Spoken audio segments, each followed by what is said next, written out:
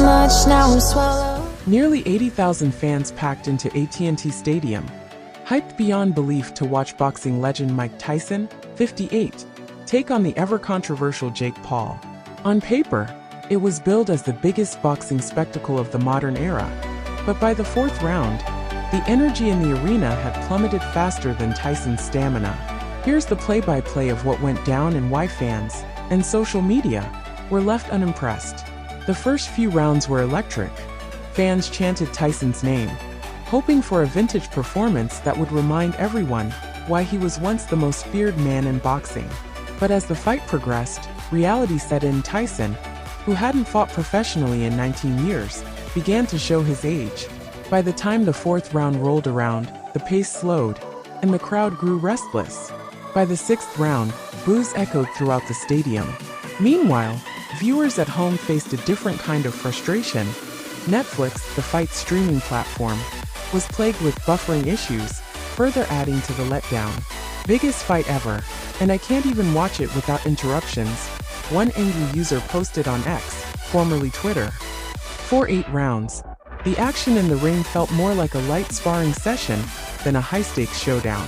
Jake Paul, 27 and in the prime of his youth, was clearly dominating, but seemed hesitant to finish Tyson off. After all, no one wants to be remembered as the guy who seriously injured a 58-year-old legend. Paul admitted as much in the post-fight press conference. "I wanted to put on a show for the fans, but I didn't want to hurt someone who didn't need to be hurt," he explained. He added, "It's tough to make an exciting fight when your opponent is just surviving. I couldn't get him to really engage." The fight ended with a unanimous decision in Paul's favor, and while he walked away with the win, it was clear he hadn't won over the crowd. Social media reactions ranged from, "What a snooze fest," to "Jake Paul versus Tyson is proof that hype doesn't equal quality." The most talked about moment of the entire event? Tyson slapping Jake Paul during Thursday's weigh-in. The pre-fight drama gave fans a taste of the old Iron Mike, but unfortunately, it was a false promise of excitement that never translated to the ring. Paul, however, couldn't care less about the backlash. "People are always going to have something to say. It is what it is," he shrugged. His promoter, Nakisa Bidarian, defended the fight, calling it an unbelievable display between a 58-year-old boxing icon and a rising star. If Jake lost, people would have praised Tyson as a legend. If Jake knocked him out, people would have called it rigged. "There was no winning with this crowd," Bidarian said.